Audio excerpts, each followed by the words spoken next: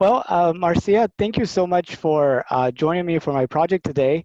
I know you do the space policy online, but I thought it might be good for you to say a little bit about yourself.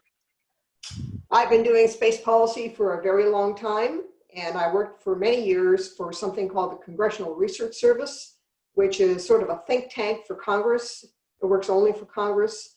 So I was there for 3 decades, actually, helping Congress understand space policy issues and other science and technology policy issues. And then I went over to the National Academy of Sciences, and I was there for 3 years. But what I really wanted to do when I grew up was to have a website with objective, nonpartisan information about space policy. And that's what I have with spacepolicyonline.com. I know I personally look forward to your weekly updates. I'm really enjoy your articles and everything that you have out there. So, Well, I do post something almost every day, and you can sign up for my email and you'll get it every morning in your email. So it's not just every week. oh wow, I thought I had done that, but I guess I didn't. I'll have to do that. Every week I do post what's coming up in the next week, article, what's happening in space policy. But throughout the week, I'm posting articles also. I normally ask people if they knew we were going to the moon in 2024 and how they found out, but I got a feeling that you knew during that, like real time during that National Space Council meeting in February of last year, or was it March? Anyway, March March. 26, 2019. Yes, it was a big day. It was a surprise, actually, to an awful lot of people. Um, I guess what are your thoughts about uh, Jim Bridenstine likes to talk about there's technical risk and political risk, and that NASA's really good about dealing with technical risk, but it's really the political risk that's really caused them a lot of problems, and that by shortening that time, you really help to confront a lot of those political risks with these programs. Is based upon your work with congressional space policy and what have you, do you agree with that kind of reasoning? Well, he does have a point, but there are a lot of nuances within that. So many people bring up the fact that the program that started under George H.W. Bush back in 1989, the Space Exploration Initiative, that it didn't make it. And so it gets brought into this whole thing, oh, well, it's political risk. But actually, that program was never getting anywhere. It didn't have to do with the fact that Bush was only a one-term president and the Clinton administration, the next one, didn't care about it. It never got any traction. There was another difficult time in America's economic history, and we were under congressional legislation at the time called the Graham-Rudman-Hollings bill to try and cut the deficit. And when they announced SEI, the budget director at the time was a real space cadet. He loved it. He thought it was great. And they asked him how much it was going to cost, and he said, oh, it's going to be $400 billion. And that was over 30 years, but what everybody heard was $400 billion. And it just died that day. It never really made it. And the George H.W. Bush administration, the elder of the Bushes, did keep doing studies and everything, but it was never going to go anywhere. So I don't put that in the political risk category. It was just dead on arrival almost. And then people bring up the Constellation program. So we had George W. Bush had Constellation, and when Obama came in, he looked at it, he thought it was too expensive, and so he changed it. And that's true, but the Constellation program was to build a big rocket and a crew spacecraft and go to the moon and Mars. So what Obama and Congress changed it to was a big rocket, a crew spacecraft, and go to Mars. The big change was really just the destination, because you still were building the big rocket SLS and the same crew spacecraft Orion. So I don't see these big political differences, I think, as strongly as other people do. And I keep pointing out that the big change right now happened within the Trump administration.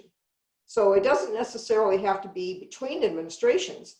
When Trump signed the Space Policy Directive 1 in December 2017, we were going to be going to the moon in 2028. He's the one who last year, just out of the blue, changed it to 2024. So I don't see it quite as strongly as other people do. Yeah, and one of my idea with this project was to really ask non-space people how space fit in with them, and kind of ask people at coffee shops and in the mall and stuff like that. And since March, I've really pretty much had to change it to online and just reach out to everybody that I could talk to. But I did between December and March interview all non-space people that were just out there and trying to find out how space fit into their world. And for most of them, it was really kind of like just a cool thing that we do, as opposed to sort of like something that we really like seeing it as a natural kind of the next stage for civilization. And I was wondering, for you personally, how does space fit into our world? I mean, is it just something that we're doing to kind of, big power type of demonstration? Or do you really see like humanity branching forth into the rest of the solar system and, maybe expanding beyond Earth? I mean, like, what's your thoughts on it? Well, space, of course, is much more than human spaceflight. And space is an integral part of all of our lives. Anybody who uses a cell phone or the GPS system in their car. And I think that people across the world, but let's just talk about Americans, I think they're pretty much unaware of how reliant they are on space systems, both for their personal lives and for national security, for example. And it's certainly not for lack of effort. NASA's been trying, the Planetary Society tries, Space Foundation tries. People are having these day without space meetings all the time to try and explain, if you didn't have spacecraft, this is what you wouldn't be able to do.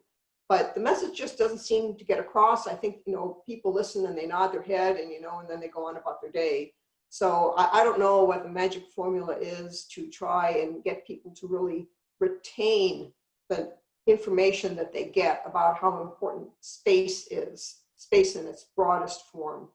But when you talk specifically about human spaceflight, that I think is an aspiration for a lot of people. If they don't want to go personally, they think it's important for our species to have something to look forward to. So I think that generally speaking, human exploration of space is something that people don't mind doing.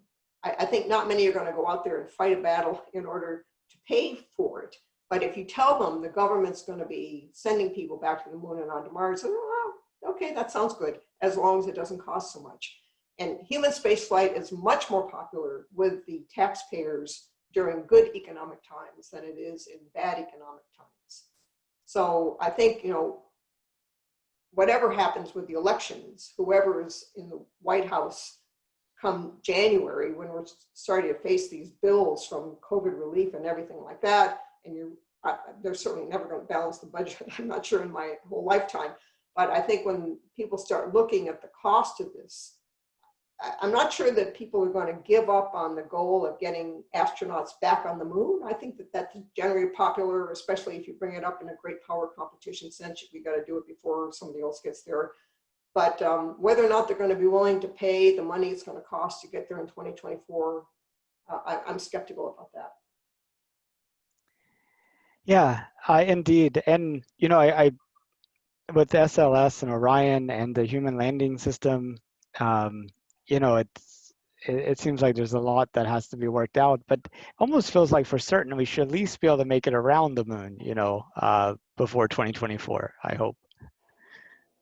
Well, we can hope. I mean, SLS has to work first, and those poor guys down at Stennis Space Center, they got another hurricane coming in now. This Delta that just hit the Mexico has now turned, it's coming up in the Gulf. It's headed straight at that Louisiana-Mississippi border again.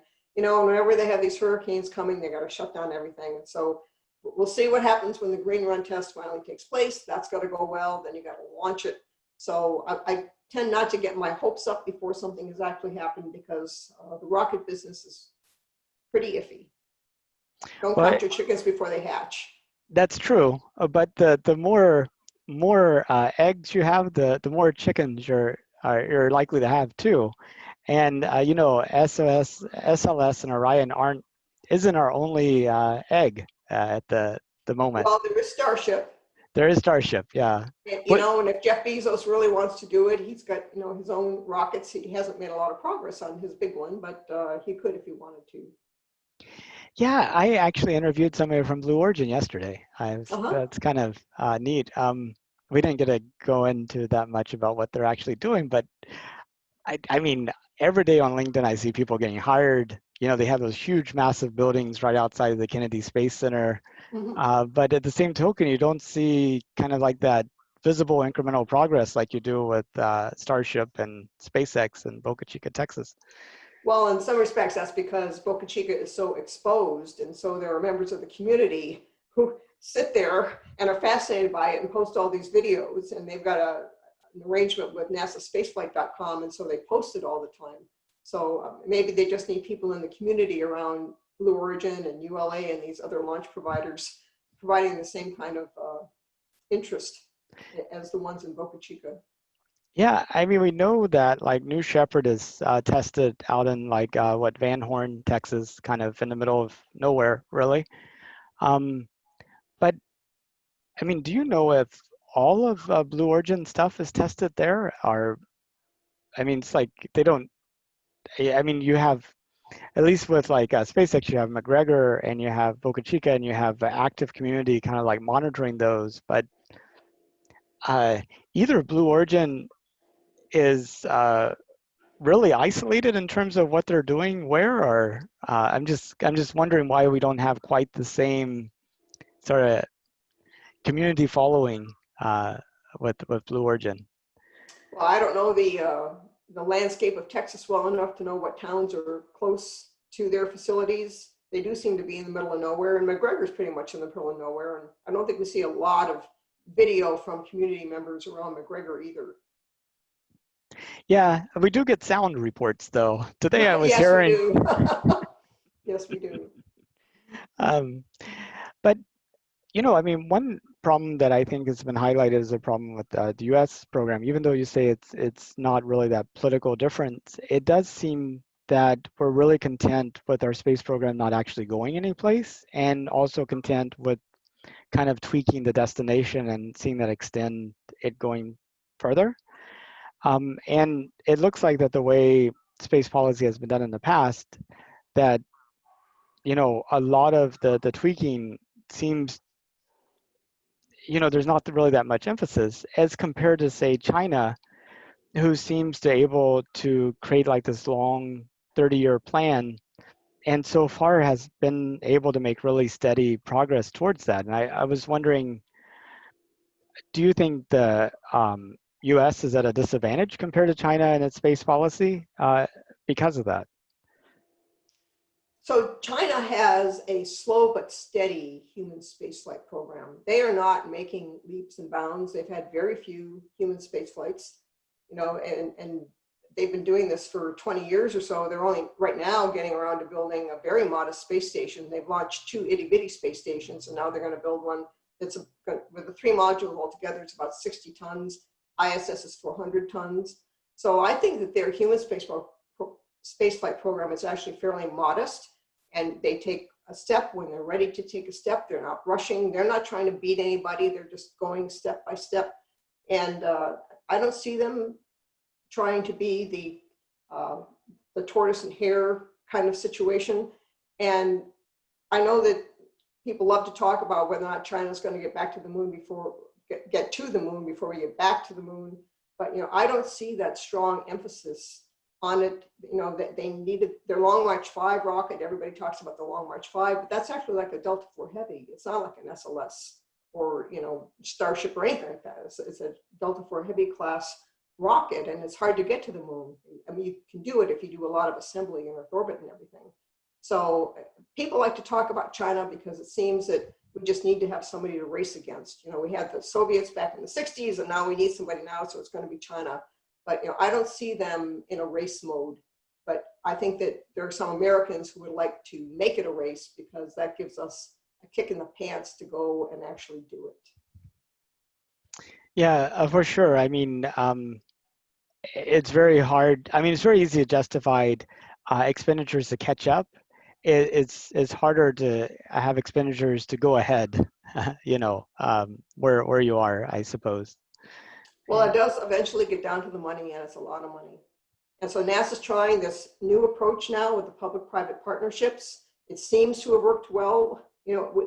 Commercial crew was not proven yet. We did have 2 successful test flights. Now we're going to have an operational flight, and it's just terrific. It's really terrific, but it's not proven yet. But this is the model that NASA is going to carry forward to the moon, and so maybe they'll be able to build lunar landers less expensively than if the government did it itself.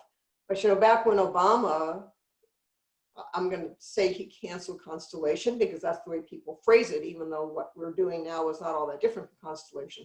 But it was really about money because he had this independent review team come in headed by Norm Augustine, and they said that NASA was going to need $3 billion a year more to do it. And he was coming into office at the time of this economic collapse because of the housing scandal, and he didn't have $3 billion more to give NASA. So now fast forward to now, and what is NASA asking for? Well, it's about $3 billion or more a year condensed into this 5-year period. It's $28 billion on top of everything else they're doing that they need to get back to the moon. So it's a lot of money. So it's really a question of whether or not now the Congress and the White House feel that we have that kind of money to spend on getting back to the moon. And we're going to have to see how that turns out. So far, the House Appropriations Committee said no.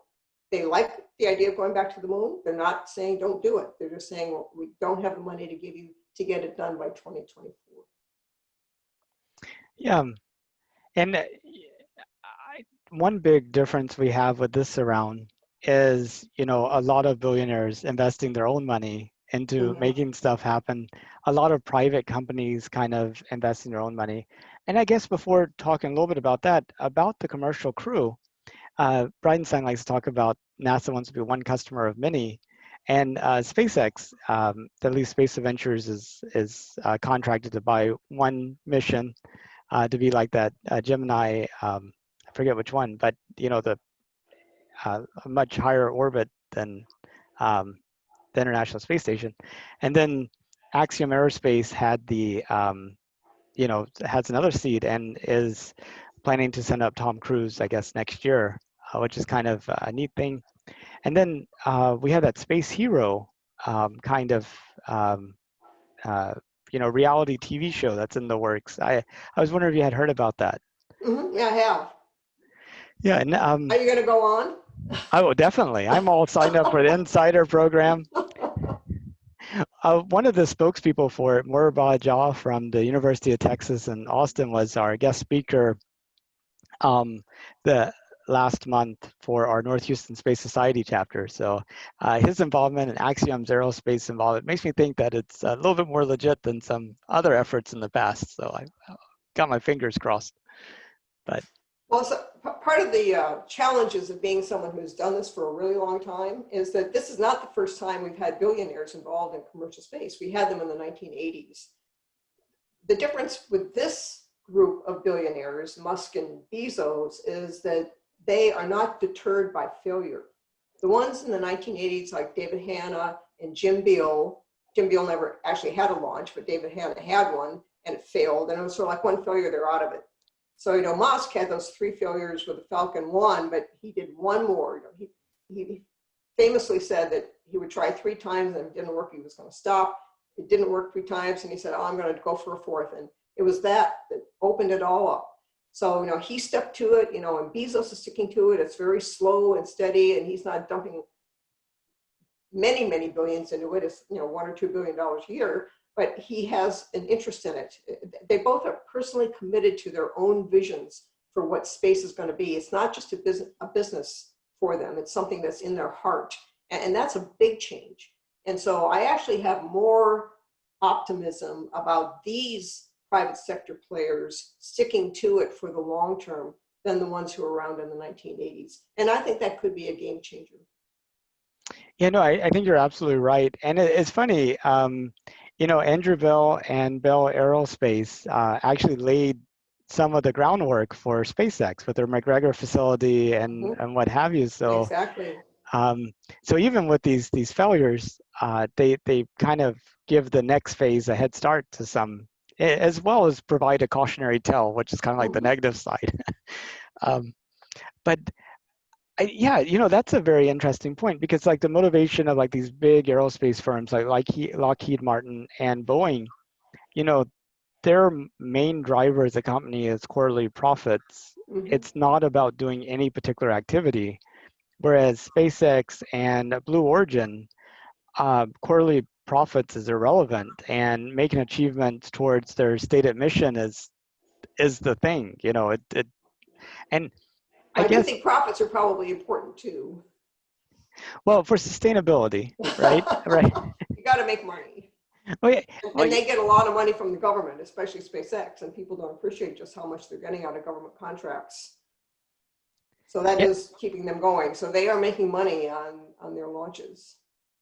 yeah, indeed. And also, I mean, their ability to launch quickly. I was looking at Tori Bruno was talking a few months ago on Twitter about how it takes them, I think, like 2 years to get ready for a launch, and customers are really wanting it in a few months.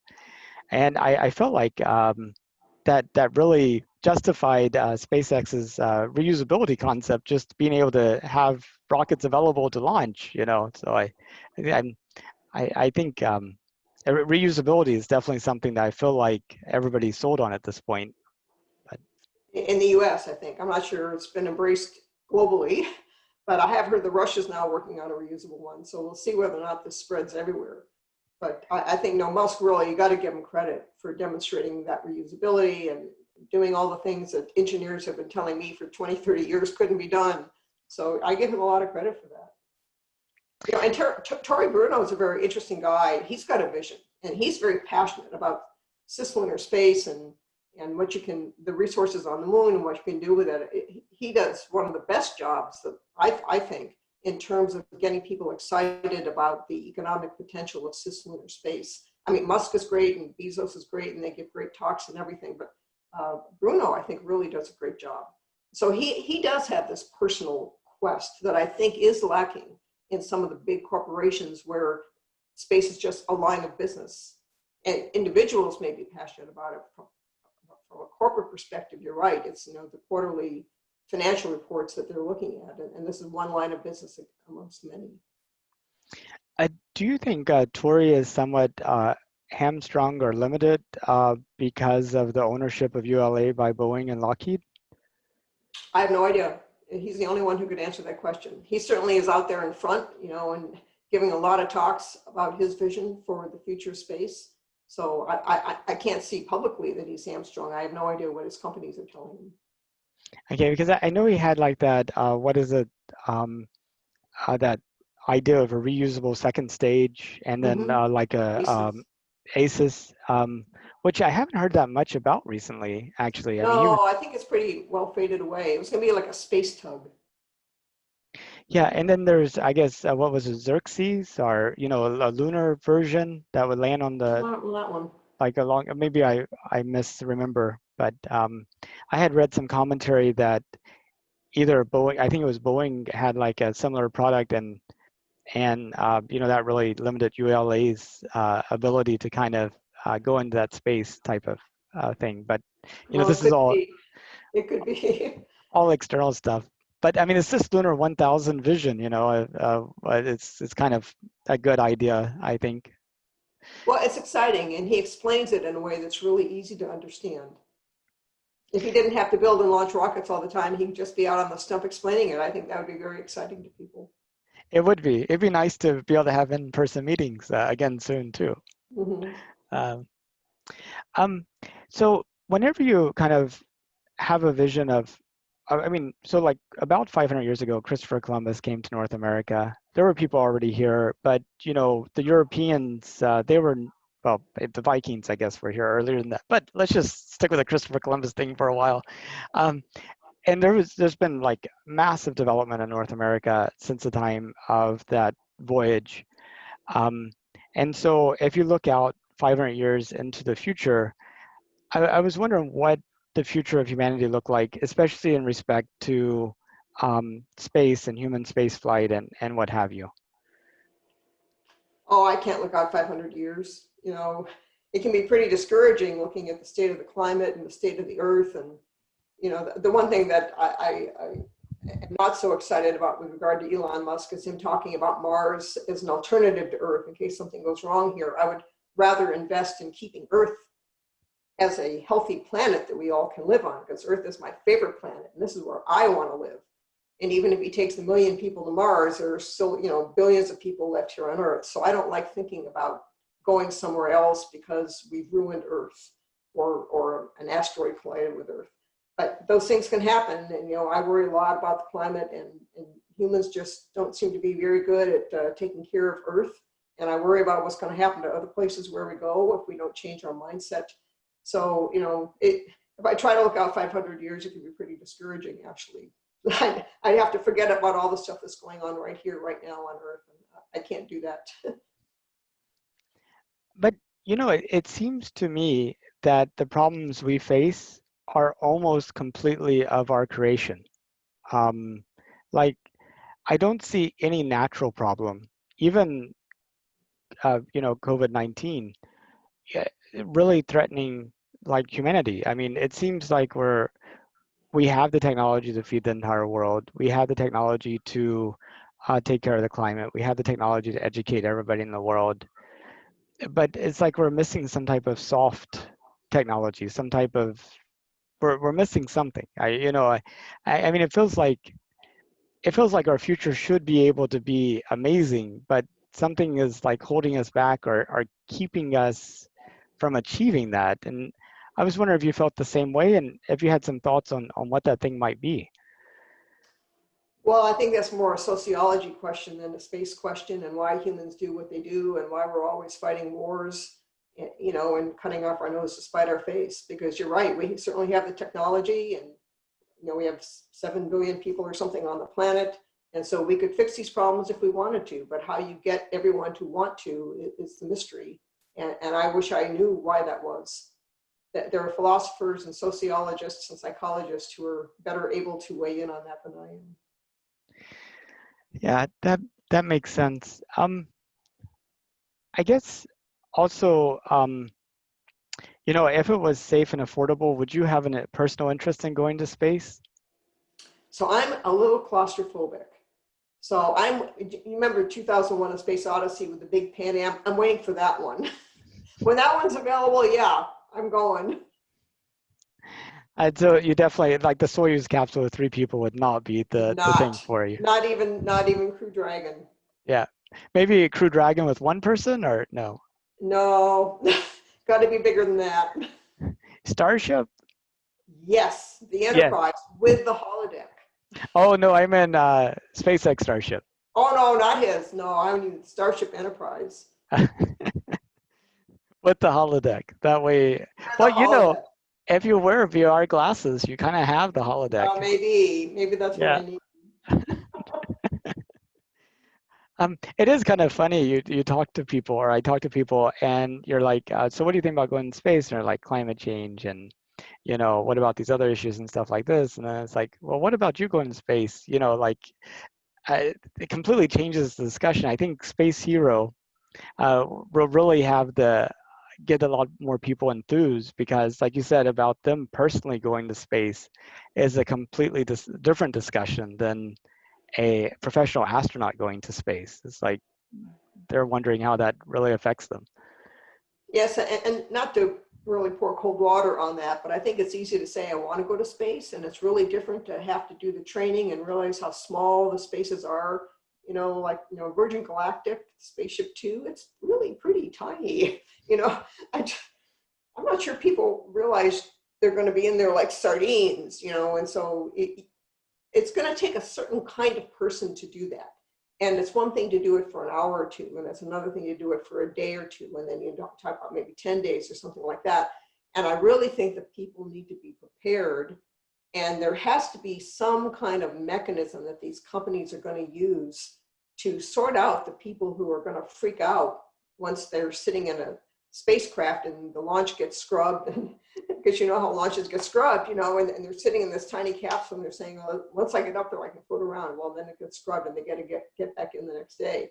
So I think that there has to be a reality check somewhere in there for these people who are just thinking broadly, oh yeah, it'd be great to stand on the moon and look back on on Earth, and to actually think about what that means in terms of sitting in a little spacecraft, getting up there, for me, probably throwing up for a couple of days. So, that it's not all just fun. It takes a certain kind of personality and a lot of training for people to do this. And I do know that, they've taken the Dennis Titos and everything up to the space station, and they've done just fine. And those are the kind of people they're going to need to find. And maybe the Space Heroes television show is going to have a way to sort out those people who are really not prepared to sit in a tiny spacecraft for hours or days or weeks. Yeah, I could just imagine what the virtual reality thing would be like, and the way they would test the endurance and ability to be disoriented and claustrophobic. They may not even have to select who falls out. They may be self-nominating, going, "Nope, I don't think so." Well, I have to admit, I never did watch the Survivor TV series. But as I understand it, there actually was always a place where they could go if they just couldn't tolerate it, right? There was like a medical ship or something offshore or whatever. So there was always a way out. When you're up in space, there is no way out. You can't go up to the cockpit of the airplane and tell the pilot that you don't feel well and he has to land at the nearest airport. It's not that easy. It's a different experience, and people can think to themselves, "Oh yeah, I'd love to go stand on the moon," but it's a very different experience getting there until we get to the point where we have a Pan Am shuttle going back and forth. Yeah, and you mentioned earlier about the idea of Mars as being a backup to Earth doesn't appeal to you, but you know Jeff Bezos' vision is like more in line with what you talk about Earth is the absolutely best place, and we need to expand into space to protect the Earth. Mm-hmm. Um, Well, his vision is really Jerry O'Neill's vision. So, and I guess he studied under Jerry O'Neill at Princeton. And years ago, this report is from the National Commission on Space that I was executive director of, and Jerry O'Neill was one of our commissioners. So I got to know him a little bit during that time. And so he was really into the space stations, L5 space stations and everything like that. And so I see a lot of that in what Jeff Bezos is talking about. yeah, I guess in terms of, you were mentioning that space is used every day for life here on Earth. We have GPS, communication, weather, what have you. Uh, like, how do you see sort of like the space economy evolving? Do you really see like space-based solar power becoming a thing, and space manufacturing, uh, asteroid mining, lunar mining? I mean, are these realistic near-term things, or do you think those are really more kind of much further out? I mean, Well, of the ones that you mentioned, I really don't think they're near term, like in 5 to 10 years. I've been hearing about solar power satellites since the 1970s, and all the studies that were done at the time, and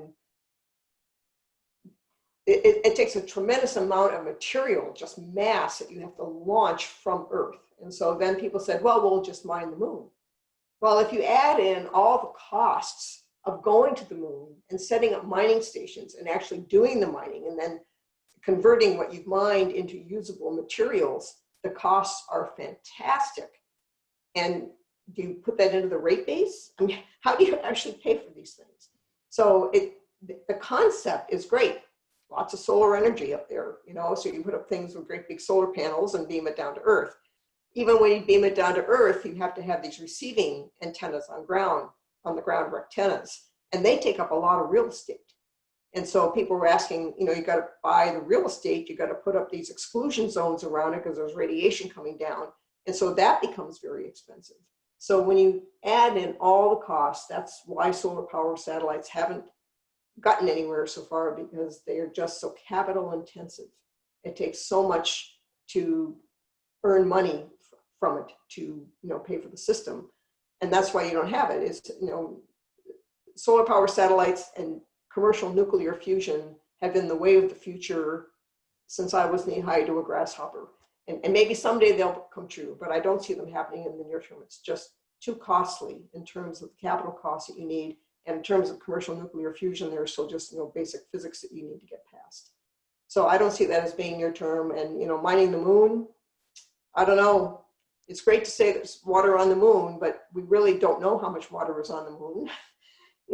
And people talk about how much there is, and Jim Bridenstine does it all the time, but, people are extrapolating from a tiny bit of knowledge, and we don't really know how to operate machinery in 1/6 G in this terrible dust that they have on the moon, in these bitterly cold temperatures. We don't have any equipment to do that. So I don't see that as near term in the sense of 5 to 10 years. Yeah, one thing that kind of struck me as you were talking was the lack of infrastructure means that everything you want to do becomes prohibitively expensive. Whereas like where you have infrastructure in place and it's just an incremental cost, so many things are more possible. It's like Mhm. uh, it's developing that core infrastructure seems to be the hardest, slowest part of the entire cycle, and the most prohibitive. And like, I mean, if we already had like kind of uh, operations on the moon, doing a little bit more commercial activity would be so much cheaper than having to jumpstart the entire thing as a whole. And I mean, how do we sort of overcome that barrier? I guess.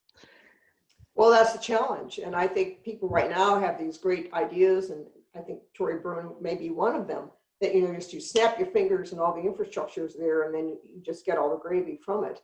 But, as he knows and everybody else knows, you've got to go through all the hard work of just figuring out how to do it. We've never tried to do something in 1/6 G, that we have experience with 0 G on the space station and 1 G here, but these intermediate things, 1/6 on the moon and a third on Mars, we don't know how many of the things that we're accustomed to in either 1G or 0G will work in that environment. And like I said, the dust was a real problem in the Apollo program. I'm not sure how much we know about how that's going to impact machinery or all the other things that we want to do on the moon. So I think there's an assumption that the government's going to do all that hard work, and then the commercial sector is going to come in and take advantage of it. But you actually don't hear NASA talking about that. NASA's talking about doing on the moon just what they need in order to get to Mars. And it's going to be up to the commercial and international partners to develop the moon, to extract the resources and utilize it. And it'll be interesting to see how far the companies are willing to go in investing their own money in these basic technologies as to how do you work in that kind of an environment. Now, one problem with space policy that we touched on was the fact that it changes from time to time. And I think the ISS and international agreement has been highlighted as a way to stabilize that policy over the long term. And with all of this, people signing up to support Artemis, do you think that will help it to actually sustain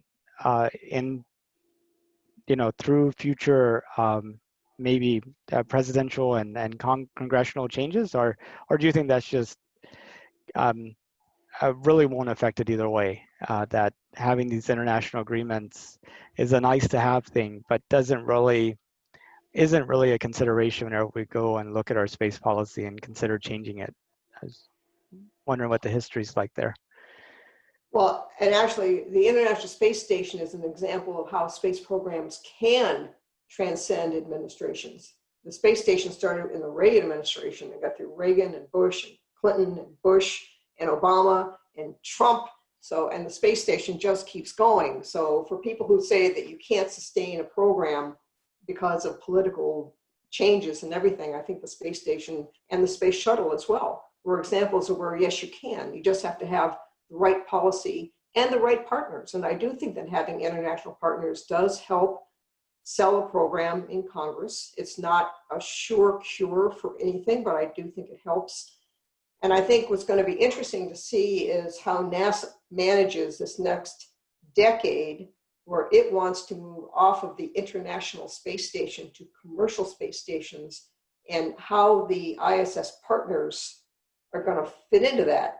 So it's like the ISS partnership is transitioning into an Artemis partnership. So does that mean that Japan and Canada and Russia and Japan are no longer interested in LEO? Is it just the US that's going to be buying services from these commercial space stations, or are they going to be doing it? There has been a lot of talk on the Hill about Capitol Hill about extending space station to 2028 or 2030. There's legislation in the Senate is 2030, the House NASA authorization bill is 2028. But I have not been able to get NASA to tell me which of those years it's aiming for. You know, what year does it want, or does it want a year at all? I mean, when NASA talks about it, it's like, well, you know, we're going to keep the space station until we have commercial space stations to transition to. But in terms of the international agreement we have on space station, right now the partners have agreed to 2024. So presumably at some point NASA is going to have to start talking to them so they can talk to their governments about, you know, are they going to stick it out for another 4 years or 6 years, or what are they going to do on space station? So there is this huge transition that has to happen for Earth orbit.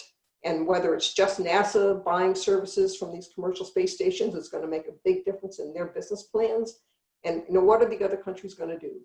But in terms of Artemis, I think bringing international partners on board and commercial partners is going to be very important as they continue to sell this. But on the other hand, I don't see a partisan division over the goal of returning to the moon and going onto Mars. You know, from what I see, Democrats and Republicans both want to do that. The debate is over timing and exactly what the steps are. So I think that's where you're going to see the disagreements, not on the goal itself.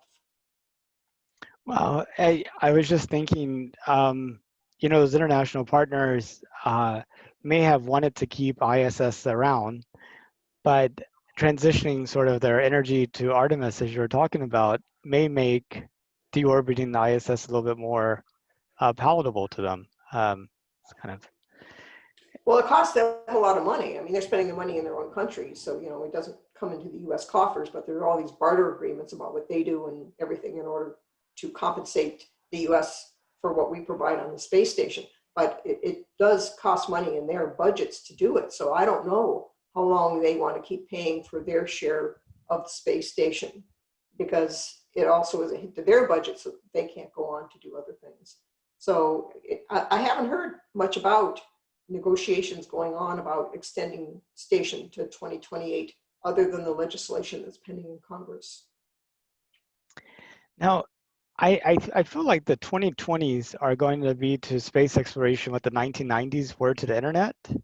And, you know, because if you look at 1990, almost nobody had email, few people had computers, you know, the web wasn't really a thing. But by like 2000, you know, every major company had a website, almost everybody had email. A lot of people were connected to the internet, and, you know, buying books online became a thing. I feel like that the 2020s, between like SpaceX and Blue Origin and Artemis and the 14 commercial lunar payload services programs and Rocket Labs and all this other good stuff, that, you know, 2030 is going to look fundamentally different and be as transformational to the space industry as the 1990s were to internet and computing. And as a longtime observer, do you think that's overly optimistic? Well, I think it's important to remember that 2000 was the big internet bust in the Yes, stock market. I don't know if you recall that or not, I but do. I do. right, people overreached in the 1990s and suddenly it all collapsed, and then you sort of had to start rebuilding from there in the 2000s. So we probably don't want to do that.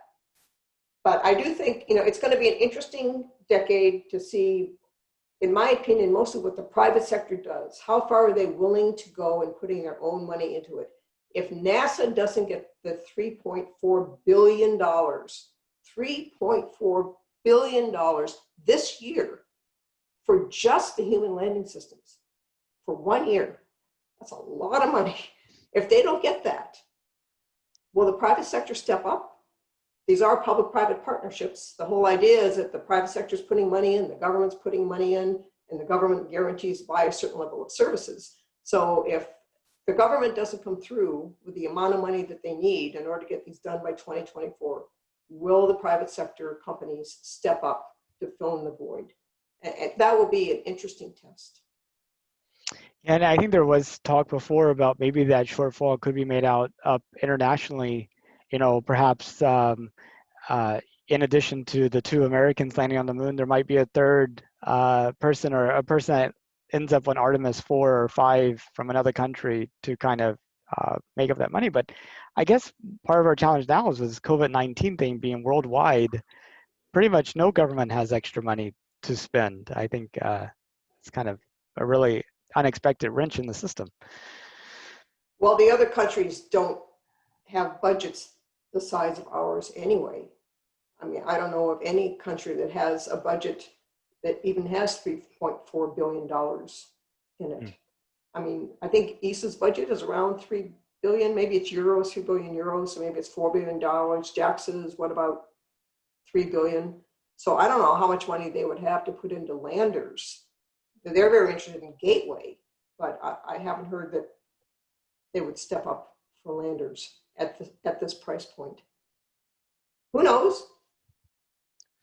Well, talking about the Commercial Lunar Payload Services Program, I'm planning to put all these interviews on a micro SD card, and I'm sending it to the moon as part of Ah, Astrobotics mission next year. oh, good for you. That's great. That's great. So some person in the future may be able to retrieve that SD card, and with the miraculous technology they have to be able to reconstruct the bits and bytes that are on it, they would be able to watch this video. Is there anything that you would like to say to this future generation? Oh gosh, I think I've just been around too long and I've seen too many ups and downs. And so, like I said before, don't count your chickens before they hatch. So I tend not to get overly exuberant. I would love to see a future like Star Trek. I love Star Trek just as much as any space cadet. And I'm not sure humanity is quite ready for that yet. If you remember in Star Trek, the 21st century was really pretty bad here on Earth, and that's why this was taking place in the 24th century, because it got through really a bad time. So, maybe it's the COVID pandemic or just life's experiences, but I tend not to be all that optimistic that is the future. But why not think about it? It doesn't hurt anything to be optimistic. So let's just hope that that's the future that we have ahead of us, but it may be 3 centuries and not 30 years in the future. Absolutely. So next year on an inaugural flight of Tory Bruno's Vulcan rocket carrying the Astrobotic Peregrine lander, I just wanted to let you know you have a direct connection to that if you didn't already. Well, terrific. I'm very pleased. That's wonderful. And good for you. Yeah. Um, well, I really appreciate your time. Is there anything that you wanted to talk about that we didn't get to? Oh, no, it was a fascinating conversation. I think we covered the whole landscape, or spacescape as it may be. Well, I really appreciate your time, and thank you so much for talking with me. I learned a lot, and I really appreciate your work that you do. Well, thank you for inviting me. It was a lot of fun. Thank Huh? you. Okay, have a good rest of Alrighty. your day. Bye-bye. Bye-bye.